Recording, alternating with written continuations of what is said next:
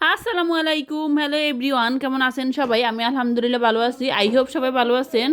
Welcome back to my new another blog. এটা হচ্ছে ঈদের তৃতীয় দিনের ব্লগ। আমরা যেহেতু সবাই একসাথে অনেক মানুষ, তাই সকালে আর ঘরে মানে বাসায় নাস্তা তৈরি করা হয় নাই। আপনার হোটেল থেকে পরোটা এবং ভাজি আনা হয়েছে, আর ঘরে চা এবং ডিম পোস্ট করা হয়েছে। যাই হোক, এখন আমরা সবাই নাস্তা করতেছি। সবাই একসাথে হলে খাওয়া দাওয়া এবং আড্ডা দিতে সময়টা কেটে যায়, বাড়তি কোনো কাজ করা হয় না। যাই হোক, আজকে আমার বড় ভাইয়া সবাইকে খাওয়াবে বলছে, তাই সব বাজার আমার বড় ভাইয়া নিজ হাতে করছেন। এই পরোটাগুলো আমার ভাইয়ার আনা। তো আমার ভাইয়া বলছে আমরা 3 বোন এবং আমার মেজো ভাইয়ার ফ্যামিলি, বড় ভাইয়ার, আমরা সবাই একসাথে খাবো। ছোটো ভাই আমার বড় আপু আগের দিন খেয়ে চলে গেছে। বড় আপুকে বলা হয়েছে, বড় আপু ব্যস্ততার কারণে আর আসতে পারে নাই। বড় আপুর মেয়ে আছে। তো এখানে আমার বড় ভাইয়ার আনার বাজার, আমার মেজো ভাবি সব বড় বিষয় রান্না করছে, সবাই একটু একটু করে হেল্প করছে কাটাকুটি। এখানে গরু মাংস রান্না করছে আলু দিয়ে, এবং সাথে আপনার হার্ট চিকেন বা আপনার লেয়ার মুরগি যে যেটা বলেন, কেউ আবার কক মুরগি বলে, মুরগিটা ভুনা করছে। আর সাথে আপনার প্লেন পোলাও করা হয়েছে। আজকে এগুলোই ছিল খাওয়ার আইটেম দুপুর এবং রাতের জন্য, সবাই একসাথে আমরা আমি দেখাই দিচ্ছি কী কী রান্না করছে। আজকে অনেক বেশি আইটেম করা হয় না, মানে বেসিকে রান্নাগুলো করা হয়েছে। এখানে তো লাইনের গ্যাসে রান্না করা হয়, গ্যাস এক সময় থাকে এক সময় আবার থাকে না। তো ভাবি একটু তাড়াতাড়ি রান্নাগুলো করে ফেলছে। এখানে আপনার প্লেন পোলাও করা হয়েছে।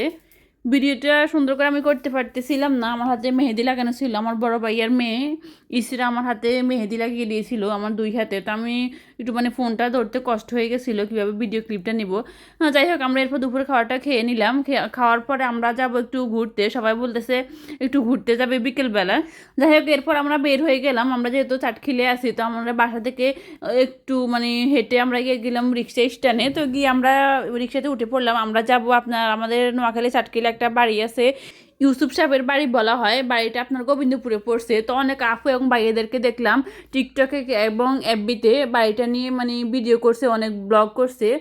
আমরাও চলে গেলাম ইউসুফ সাহেবের বাড়িতে দেখার জন্য বাড়িটা কেমন। তো যাই হোক, আমরা ফাইনালি এসে পৌঁছে গেলাম বাড়িটার সামনে। বাড়িটাতে ঢুকতে আপনার কোনো টিকিট লাগে না। আপনার বিকেল 3টা থেকে শুরু হয়ে যাওয়ার, ওরা ওপেন করে তখন। এরপর সন্ধ্যা 6টা পর্যন্ত লেখা ছিল সম্ভবত, আমি শিওর মানে মনে পড়তেছে না, তবে 3টে থেকে এটা মনে আছে, 3টা থেকে আপনার যাওয়া হয়।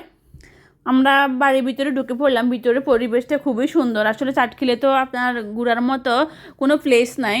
তো এখানে আপনি বিকেলবেলা আপনি ফ্যামিলি বাচ্চাদের নিয়ে একটু ঘুরতে পারবেন। আসলে খাওয়ার মতো এরকম কোনো আপনার দোকান নেই আশেপাশে। একটু হেঁটে সামনে গেলে কয়েকটা দোকান থাকে। আর এখানে আপনার ফুচকা এবং চটপটি পাওয়া যায়, ঝালমুড়ি। কয়েকটা 2টা দোকান দেখছিলাম বসে আছে। বাড়িটা পুরো আপনার লেকের উপরে, 4-5টা আপনার পানি, খুবই সুন্দর এবং ফুল গাছ। অনেক মানুষ ছিল। আমি জানি না এমনিতে মানুষ কেমন যায়, তবে ঈদের সময় তো আমি দেখলাম অনেক অনেক মানুষ আসছে, আপনার ফ্যামিলি নিয়ে আসছে, কেউ আবার ফ্রেন্ড সার্কেল, এরা সবাই মিলে আসছে। কেউ আপনার ভিডিও করতেছে, সেলফি নিচ্ছে, সবাই সবার মতো করে আপনার সময় কাটাচ্ছে এখানে। 4-5টা খুবই সুন্দর। আমরা একটু একটু করে ভিডিও ক্লিপ নিচ্ছি। আসলে অনেক মানুষ তো, সবাই আবার বলবে যে সবাইকে ক্যামেরাতে দেখানো হচ্ছে, সবার অনুমতি নিই না, পারমিশন ছাড়া আপনার ভিডিও করলো, দেখা গেছে এটা আমি পোস্ট দিলে ওরা আবার আমাকে বলবে। তো যাই হোক, আমি চেষ্টা করতেছিলাম একটু একটু করে দেখানোর যতটুকু সম্ভব। আমরা 4-5টা ঘুরে ফিরে দেখলাম। আপনার চাটকিল থেকে রিক্সা করে যাওয়ার সময় আমাদের 100 টাকা লাগছে। ঈদ যেহেতু, এই কারণে ভাড়াটা বেশি। আমার ছোটো ভাই বলছে এমনি নর্মালি 40 থেকে 50 টাকার ভিতরে যাওয়া যায়। এখন ঈদের সময় তো, তাই একটু দাম বেশি নিছে। কে মানে কত টাকা দিয়ে যায় আসলে আমি শিওর জানি না, তবে আমার মানে বাড়ি থেকে শোনা আর কি।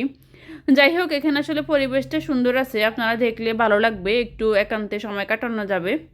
সবার ঈদ কেমন কাটলো, কে কোথায় গেলেন জানাবেন। আমরা তো দূরে কোথাও যেতে পারি নাই সময়ের কারণে, কিংবা সবাই সবার মানে ব্যস্ততার কারণে। এই তো কাছে জায়গাটা ছিল, ভাবলাম একটু ঘুরে আসি সবাই মিলে, ভালো লাগবো বা কিছুটা সময় কাটানো হবে, এইভাবে আমাদের যাওয়া। এই যে ঝর্ণাটা খুবই সুন্দর, আমার কাছে ভালো লাগলো দেখে। এই যে বিকেলবেলা এইভাবে একটা মনোরম পরিবেশ, পাশে একটা বড় মসজিদ ছিল, আমরা ওইদিকে একটু হেঁটে দেখলাম আসার সময়। এখানে এক পাশে আপনার কয়েকটা সবজি গাছ লাগানো আছে। এটা হচ্ছে আপনার পূর্ব পাশে। আমরা পুরো ওই দিকটা ঘুরে দেখলাম, এখানে অনেকগুলো সবজি গাছ খুবই সুন্দর। এই যে আব্দুল্লাহ ও দেখতেছে। আমরা ওই পাশ শেষ করে এবার চলে আসলাম এই পাশে দেখার জন্য। এই তো তখন প্রায় আপনার সন্ধ্যা হওয়ার পথে আমরা চলে আসব। তো ভাবলাম আসার আগে আবার এই পাশটা দেখে শেষ করে নিই। এই তো সবাই এখানে দাঁড়াই আছে। অনেক মানুষ, আপনার আমি সব মানুষদেরকে নেই নাই, যেহেতু ওরা হয়তো মাইন্ড করবে, এই কারণে নেওয়া হয়। এখানে আমার ভাইয়ের মেয়ে এবং বোনের মেয়ে, আমার মেয়ে, ওদের একটা ভিডিও ক্লিপ নিলাম। ওরা সব কাজিন একসাথে। তো বড়দেরকে দেখাই নাই, ছোটোদেরকে দেখালাম। ওরা সবাই সুন্দর করে পোজ দিয়ে দাঁড়াই আছে। এখানে ইসরা বলতেছে ওরা একটা ভিডিও করে দেওয়ার জন্য, তো ইসরার এই ভিডিওটা নিলাম। আমরা সবাই চলে আসলাম চাটখিলে। এসে আমরা চাটখিল সেন্টার পয়েন্টের সামনে, ওরা বলতেছে ফুচকা খাবে। তো ওদেরকে আমি ফুচকা খাওয়ানোর জন্য এখানে ওয়েট করতেছি, ওরা বসে আছে। ওদের জন্য ফুচকা রেডি করতেছে। আমি এবং আমার হাজব্যান্ড ওদের সাথে ছিলাম, আমরা দাঁড়ানো, ওরা বসে আছে খাওয়ার জন্য। তো এরপর ওরা ফুচকা খেয়ে নিল। আমি কয়েকটা ফটো আপনার এড করে দিলাম।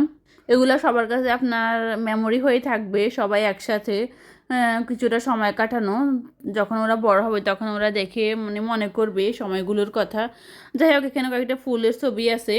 কেমন লাগলো ভিডিওটা আপনারা সবাই জানাবেন। ভালো থাকবেন সবাই। আল্লাহ হাফেজ।